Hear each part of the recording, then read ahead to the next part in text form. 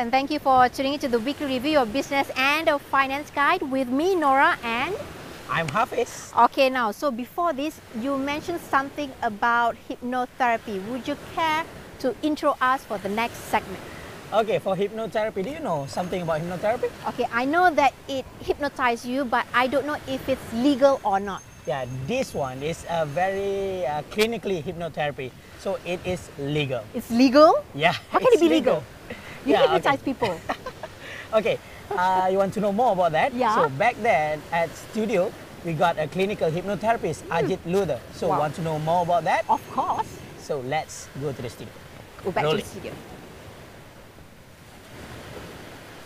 Right, you're watching the weekly review right here on Capital TV. And of course, in this particular session of the weekly review, we're going to be talking about hypnotherapy. And who better than to tell us about hypnotherapy than Mr. Ajit Ludher, who is a clinical hypnotherapist who has obviously been practicing hypnotherapy for quite a number of years. Ajit, thank you for taking the time to be with us on the weekly review. It's a pleasure having you here. Thank you for having me here in the first place. Okay, now, Hi. looking at hypnotherapy, can you tell us a bit more about what hypnotherapy is about? And how does it sort of compare with normal hypnosis where people put you in a trance? Okay, hypnotherapy is accessing the one's inner consciousness, the intelligence within a person, to neutralize or to heal or to change certain conditions and issues that are affecting the person. Right. So that's hypnotherapy. Hypnosis is part of hypnotherapy. When you talk about trance, trance is something completely different where they take complete control of the person's thoughts and make them do silly things, Right. which is not right. Hypnotherapy does Unethical, not. obviously, right. Yeah, hypnotherapy does not do that. Hypnotherapy is working with your subconscious mind at an altered state of consciousness where you are always in control and you are aware of what's happening around you, yet at the same time, you're very relaxed. All right. So you're in a relaxed state of mind and you're aware of what's happening around you. And So it's not when- really like you're sleeping or anything like that. No, you're not sleeping. Though at times you may be able to hear yourself snoring. Yet you'll be surprised to hear yourself snoring because you will never hear yourself snoring when you're sleeping. Right, right. But if you hear yourself snoring, that means you're in an altered state of consciousness. At the same time, you're listening to my voice, the music, and what's happening around you. So if I was to walk out or move anything, you'll be aware of what's happening around you. So you're always aware, always in control. Right. Always in control. Right. So in other words, if you wanted to snap out of your, let's say, so-called state, you could definitely do Just that at open your will. eyes. Just open your eyes and that's it, right? That's it.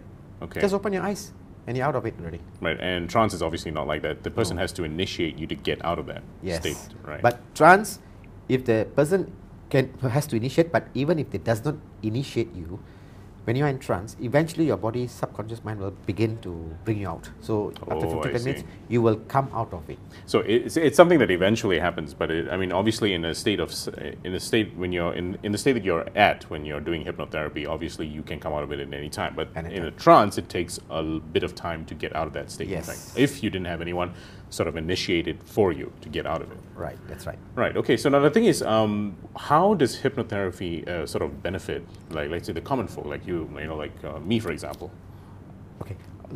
Like if I were to go into Okay, most of you, when you were to come and see me, you're probably coming me for a certain reason. Let's just hypothetically say that you have difficulties concentrating in your work. Right. Every time you're trying to concentrate or you want to do something, achieve anything in your life, you find yourself sabotaging your own efforts. Right? Right. This comes with your thoughts. So, obviously, there is some issues that have been left unsolved, or rather unresolved, within you from the time when you were pretty young, or when you went to school, or wherever you studied, or your culture, or whatever. It's just bothering you. So, as you are progressing, you sabotage yourself. When you sabotage, you come down, then you bring yourself up again, and then you sabotage yourself again now to bring yourself down. So, my work is now to find out what are the issues related to you sabotaging your own self, your own thoughts, which create your downfall, and then neutralizing them, and in its place now putting in new positive suggestions, which will enhance and carry you forward, so that you will no longer sabotage yourself. That is for certain issues, likewise for depression. It works for a whole plethora of problems? Or? Yes, it works at all levels, at Right. all levels of our life. We're talking of our studies, we're talking of our career, we're talking of our health, we're talking of our relationships. So it's how we look at it. Right. It's our perception. Again, as I mentioned earlier, I think we mentioned about the glass half full and half empty. We see the Right. glass as half full of water, and we see the glass as half empty of water. But many of us tend to just leave it as it is and let it be. Right, However, it is what action you take to solve it. That dilemma is half empty. So if it's half empty, what can you do to fill it up? If it's half full, what can you do to fill it up as well? Right. So the thing is now, if we were to go into hypnotherapy, go for a hypnotherapy session, I mean, what exactly does it entail, you know, as far as the whole process is concerned? It is a process of first doing a hypnoanalysis with the client and finding what the needs and wants. Sometimes the client comes with a lot of issues, but they don't know where to start from, or they don't know exactly what the problem is. Right. But they feel that this is the issue or that is the issue. My work here as a hypnoanalysis then will be to analyze and actually find out where the issue really comes out. What is really the problem that's triggering this chain reaction all around. And then from there, I prepare a program with the first session, which is the fine-tuning of the subconscious mind, to be able to install new program and a breathing exercise as well as a visualization which is needed to inhibit the mind, the conscious mind. That means we put the conscious mind into a rest mode, and then we communicate direct to the subconscious mind. So the subconscious mind thinks that the instruction is coming from the conscious mind, so it accepts it as the truth. Right. And from there we take it. So then the next state will be, the next session will be a further deepening of the same language that we use, the same words and whatever suggestions that we need. Right.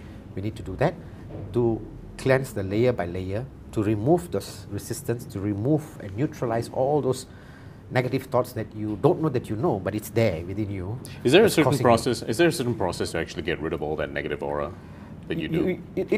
But it still take time. Even if we do the 5 sessions, you still will take time for it to go, because you're talking about somebody that's built for so many years. You've been carrying it. You just cannot just release it.